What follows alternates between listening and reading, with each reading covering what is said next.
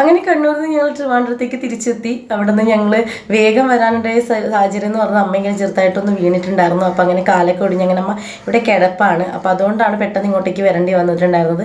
ശരിക്കും പറഞ്ഞാൽ കണ്ണൂർ കുറച്ച് നാളും കൂടി നിൽക്കണമെന്നുണ്ടായിരുന്നു. ശോഭനയുടെ വീട്ടിൽ 2 ദിവസം നിൽക്കണം. അതുപോലെ തന്നെ അസീന്ത, നമ്മുടെ റാംതത്ത ഏറ്റവും കൂടി സപ്പോർട്ടാണ്. പിന്നെ അത് മാത്രമല്ല, അസീന്താൻ്റെ വീട്ടുകൂടലിൽ മോളുടെ മാരേജിനൊന്നും എനിക്ക് പോകാൻ പറ്റിയിട്ടുണ്ടായിരുന്നില്ല. ഭയങ്കരമായിട്ട് ആഗ്രഹിച്ചിട്ടുണ്ടായിരുന്നു. പക്ഷെ പോകാൻ പറ്റുന്ന ഡെലിവറി ടൈമായിരുന്നു. അപ്പോൾ ഒന്ന് അവിടെ കയറണം എന്നുള്ളത് ഭയങ്കര ആഗ്രഹമായിരുന്നു. ഇപ്രാവശ്യം പോയപ്പോൾ അത് സാധിച്ചില്ല. ഇങ്ങോട്ടേക്ക് പെട്ടെന്ന് വരേണ്ടി വന്നു. പിന്നെ അത് കഴിഞ്ഞ് ഞങ്ങൾ ഇവിടെ വന്നിട്ട് ഞങ്ങൾ ചേച്ചീൻ്റെ അടുത്തേക്ക് പോകട്ടെ. ചേച്ചീൻ്റെ വീട് ടൗണിൽ തന്നെ ആയതുകൊണ്ട് ഞങ്ങൾ നടന്നാണ് പോയത്. തൊട്ടടുത്ത് തന്നെയാണ്. പിന്നെ മോൾ എപ്പോഴും അതേപോലെ എല്ലാവരോടും ടാറ്റിയും ഉമ്മൊക്കെ കൊടുത്തുകൊണ്ടിരിക്കുന്നുണ്ട് കേട്ടോ. അവളുടെ ശീലം അവൾ തന്നെ ഫോളോ ചെയ്യുന്നുണ്ട്.